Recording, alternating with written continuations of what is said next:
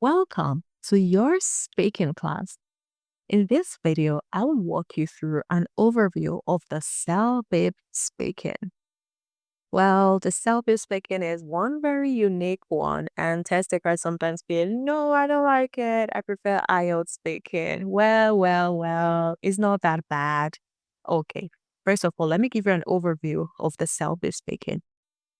The entire speaking task will last for 20 minutes. So it is the shortest part in your CELPIP test. It will be for 20 minutes and it will be the final part of your exams. Of course, you remember your test is going to start with listening, reading, writing, and then finally speaking. You will have a practice task at the beginning, but this practice task is not rated. It's just to get you ready and get you started. It's usually talk about one of your best friends, and then you will be scored on 8 different parts. 8 different parts. In each speaking task, you will have a preparation time as well as a recording time. The preparation time usually lasts between 30 to 60 seconds, and the recording time lasts between 60 and 90 seconds. Actually, there are 2 parts that requires you to speak for 90 seconds, and they are part 1 and part 7. And for your preparation time, it will usually be 30 seconds, except for 2 speaking parts, which is part 5 and part 6, where you have about 60 minutes and 260 seconds and 120 seconds for each of those parts. Now, in your preparation time, you are not required to speak. Please do not speak. All you are doing is reading the question and thinking about what you're going to say. Sometimes you're able to write down some point, like in speaking part 1. It is always useful to write down a few things you're going to talk about. In speaking parts 7, speaking part 6, 5, some speaking parts requires you to, it's not compulsory though, requires you to just write down a few points. So during your preparation time, you are just thinking about what you're going to say. You're planning your response. You are not speaking. But please keep your eyes on the timer on the screen, because as soon as your preparation time is over, you will hear a sound. Start speaking now. The moment you hear start speaking now, please start speaking. Even if you are not done preparing, you have to speak.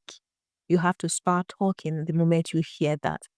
And at the end, as soon as your time is over, you're going to hear the sound. Time is up. Trust me, once your time is up, whatever you say afterwards will not be recorded. So once you hear time is up, stop talking. So it's always good to keep your eyes on the timer as you speak. It's kind of multitasking, but you can do it. Keep your eyes on the timer as you speak. And once you realize that your recording bar is running fast to the end and you still have a lot of things to say or you haven't completed a task, you can just nicely transition and nicely conclude. So you're not losing points on length or completeness. Something else to consider is that 4 of the speaking tasks include text and images. 4 of the speaking tasks include text and images, and that is speaking part 3, 4, 5, and 8. Those 4 speaking part include text and images, and the other 4, 1, 2, 7, and 6, include text only. And each of the speaking tasks are similar in some way, but you have to approach them a little different. For example, I'm not going to do speaking part 2 exactly how I do speaking part 1, because for speaking part 1, I'm talking to my friend, I'm talking to somebody, a family member, a co-worker. It's like it's a real conversation, like a phone conversation. Hi, Jenny, I heard this. That makes sense, right? In speaking part 2, it's more like I'm just giving a speech or just saying something. I'm not talking to anyone. And in part 3, I'm describing a picture. So even though they all have similarities, but you have to approach them a little differently. And another thing you should try to do is to familiarize yourself with each of these speaking parts. Of course, if you're taking a class with us, we're going to cover every single speaking part in class, every single one of them from 1 to 8, and everyone gets to practice speaking part 1 to 8 in class with real-time feedback. And even after your class is over, you're also allowed to send in some practices. Please don't bombard us with practices. Actually, this sounds hypocritical right now because many times in class, I am the one preaching, send your assignment, send your homework, send your assignment. But guys, you don't want to meet some of these students. I have at least 3 or 4 students that literally almost killed us with practices. Like they did all 24 practices. Like you wake up in the morning and one student has sent you 18 practices. It's a lot. So yes, you can send some of your practices for review, different parts, not one particular part, do all the different parts and send them for reviews. And we're going to give you feedback on how you can improve or what you're already doing well. So it's very important that you familiarize yourself with the different speaking part. In fact, I don't let my students say something like, Yanni, I have a problem with one of the speaking parts. And then I say, which one is it? And they say, the one where I have to describe a picture. That shouldn't be coming from my students. What I expect my students to say is, Jenny, I have a problem with one of the speaking parts. Which one? Making a prediction. Part four. Like, be very familiar with them. The more you are familiar with each of these speaking parts, the easier it is. You're actually just reducing your stress because you know what to do in each of these speaking parts. So familiarize yourself with them in class, learn the strategy for answering each speaking part, practice it, and know them like the back of your palm so that on the test day, you are not struggling. Now, one reason why a lot of test takers feel like self-pip speaking is too challenging is because you're talking to the computer directly like a robot. You are not talking to another person. Unlike IELTS, some of you have taken IELTS tests. For the IELTS speaking, you have an interviewer in front of you asking you questions and you're just having a real life conversation with somebody either virtually or in person, but it's a live conversation, right? The person's asking question and you're responding. Self-picking is not like that. Self-picking is you to the computer. So your question is written on the screen and all you're doing is responding to the question. So for example, in speaking part one, it is maybe something like your friend is starting work on the first day, give him advice on what should do and what he should not do. So you say, hi Jenny, congratulations. You know, it's so unnatural. It's so natural, but we gotta do what we gotta do. Yeah. So that's one reason why a lot of test takers find it a lot challenging, but really, it's not difficult. You know, when it's difficult, I would tell you it's difficult, right? Like, for example, part three, reading part three and reading part four, I said it was hard, right? But self-pip speaking is not difficult. There are a few ones that are challenging, maybe like speaking part seven. I don't know why, but many of my test takers really struggle with that. So I would say part seven is a little challenging, but really every other part is good. Just learn your strategy, just practice a little bit, and you're good. So I don't really stress a lot on speaking, but know that is also a very important part of your application process. Because for Canada Peer, if you need a minimum of a CLB9, it means you need to get a CLB9 for every part. Speaking, reading, writing, listening. So it's all equally important. So don't say this one is not as important as the other. Just give it your best. Another test I like to do on my test takers is try to test the volume, the pitch when they speak. Now, because the self-pip speaking is in a room, like in every test, there are a bunch of other test takers around you who are also taking the test simultaneously as you. If you raise your voice, if you are too loud, you would be disturbing other test takers. That would not be fair. And of course, trust me, the invigilators there or the guys working in the test centers will not let you off the hook. Someone will be in front of you showing you a sign to please keep it low. Please keep it low. That means you're raising your voice. That can actually do something to you. It can throw you off guard. Imagine you're talking, gathering your best ideas. You really give your best ideas, and then it's this one in front of you with this. Keep it low. You might just forget everything you're saying in that instant. So let's eliminate that from the beginning. Try to keep it low. I'm not saying you should. No, I'm not saying you should whisper. Well, don't scream. Right now, I'm talking at a very low, moderate pitch. I'm not raising my voice. If I want to raise my voice, I'm going to sound like this. So if I want to raise my voice, I'm going to that is so dramatic. Okay. So I'm not raising my voice. I'm just talking normally. So that's how you should speak. You have headset on the test, have headsets like this on the test that you're going to use. I've done this test with the test takers many times in class. I wear my headset and I say something, literally whispering. They will all hear me clearly, but my coworker sitting right next to me will not even hear what I said because of the high frequency. So yes, remember, you do not have to whisper, but at the same time, you do not have to raise your voice. Just keep it moderate so you're not disturbing the other test takers. You shouldn't be the one disturbing the other test takers. You took a class, so you shouldn't be the one doing that. Okay, so I think that is a brief overview of the speaking tests. What are some things you should remember, or what are some tips that will help you do well on your speaking test? Well, one thing is some test takers find it very difficult to think spontaneously. Like in class, when you ask a question, somebody needs at least 3 minutes to be able to process what they want to say.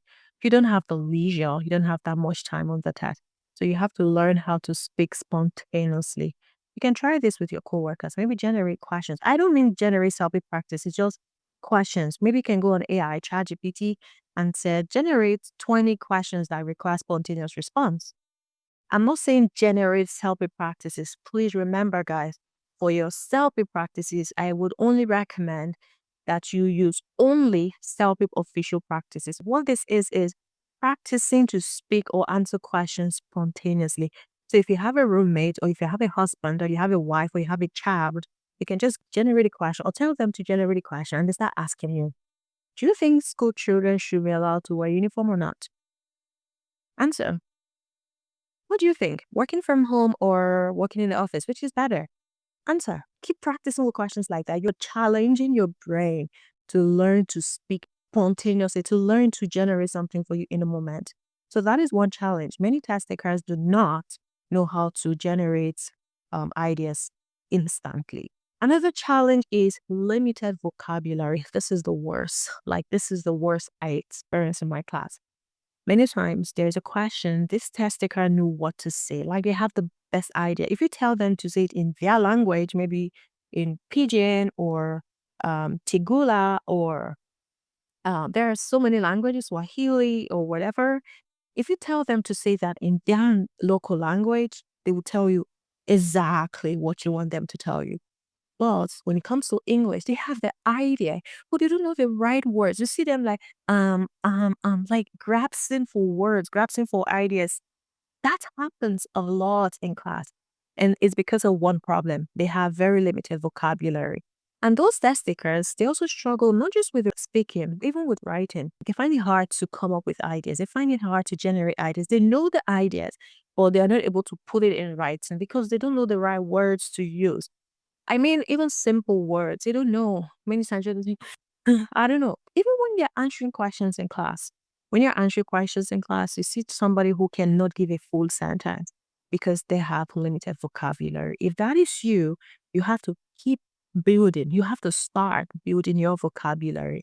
Again, I'll always make reference to the WhatsApp group, our CELPIP and IELTS preparation WhatsApp group that is strictly for our students. We post daily tasks every single day. Those tasks are to help you build your vocabulary, improve your summary, improve your reading skills, improve your speaking skills, improve your paraphrasing skills. If you don't do them, they will not automatically come to you. Do them, practice, master them. It is not my job to teach you English.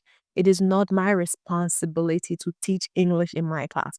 This class is exam preparation class. It is not an English class. I'm not supposed to be teaching vocabulary. I shouldn't be teaching vocabulary or fluency and all of that. No. These are things that are, or grammar.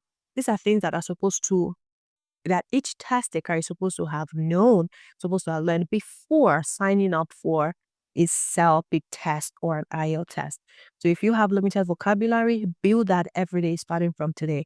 If you are in our WhatsApp group, which means you're a student watching this video right now, do those daily tasks. If you are not a student, you can build your vocabulary by doing daily tasks. And again, we have 2 books that are designed specifically to help CELPIP students and IELTS students. So it's called Daily Whispers, My Vocabulary Journal, and My Daily Planner. Those two books are there to help you solve some of the big problem you're having that I will not solve in my class. You solve it outside of class using those books. So build your vocabulary, learn new words every day, practice using them, use them in a sentence, talk to yourself, speak English every day, and that is going to help you. If you live in countries where English isn't really their first language, like some of my students would tell me, in my area, everyone always speaks Pidgin, nobody speaks English. People will laugh at me when I speak English. Well, you have to choose your battle. It's either they laugh at you or you fail CELPIP.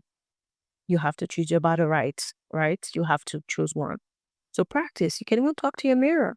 Yeah, I know it sounds stupid, but it's not really stupid.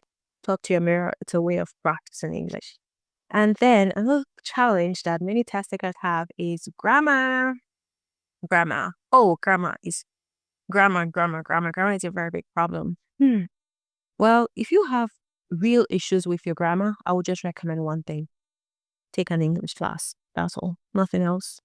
I'm not saying take a CELPIP class. You're already doing that. Take an English class. Sign up for an English class. Give yourself 3 to 4 months and then register for CELPIP if you have real problems with grammar. CELPIP preparation class will not fix your grammar. If your teacher tells you it will, they're lying. And good luck with that. They will not fix your grammar unless you're taking an English class to fix your grammar. And finally, another challenge that many test takers have is coming up with ideas. Don't confuse this with thinking spontaneously. Speaking spontaneously basically means training your brain to be able to say something when something comes up. Like say something. Say don't be numb. Just say something, right? Don't let me down. Don't fold my hands. Say something. That's speaking spontaneously. Generating ideas basically is what you know. What you know. Your brain cannot give you what it doesn't know. For example, if the question says, do you think the government should use taxpayers' money to provide free internet to everyone? Some students don't even understand the concept of free internet. They wouldn't know what to say. It's what you know. It's what you give your brain. That's what your brain gives out. It's like a computer, right? It's whatever I store in my computer, that's what my computer gives to me on my phone. If I don't have pictures of Niagara Falls on my phone, would I go to my phone and start looking for Niagara Falls? No, I didn't put it there. If I don't have an application on my phone, let's say I don't have Instagram downloaded on my phone, I wouldn't go there looking for Instagram in my apps. No, it's only what you're given, that's what it gives out. So it's only what is there, that's what it produces. So one thing that can solve this problem is exposing yourself. There are different ways you can expose yourself.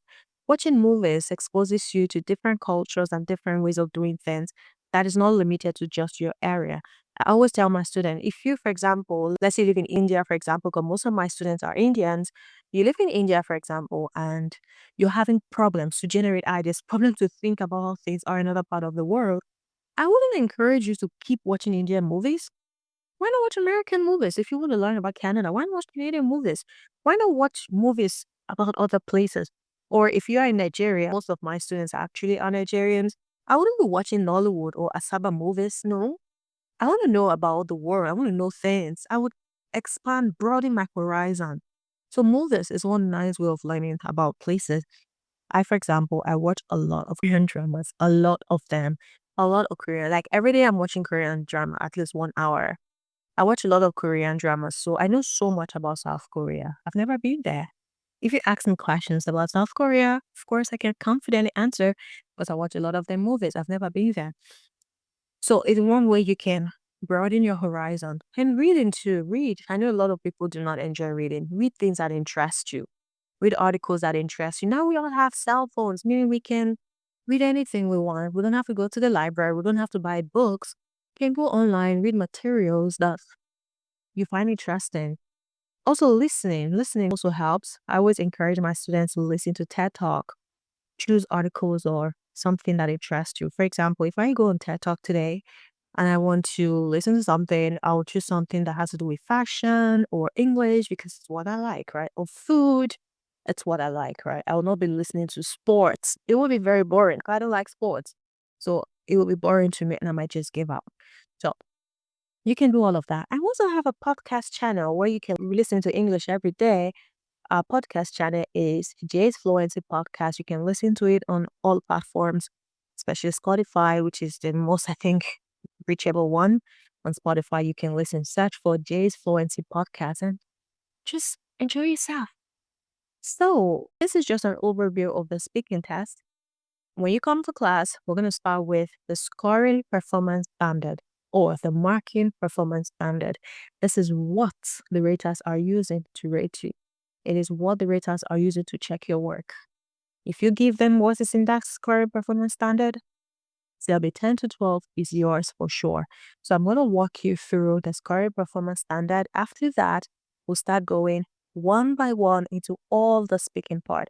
At the end of each speaking class, everyone will get to practice. I teach you the strategy, I give you a sample, and then everybody practice and we'll correct you. Then we'll move on to the next and move on to the next and move on to the next. So I'm gonna see you in class. And thank you for watching.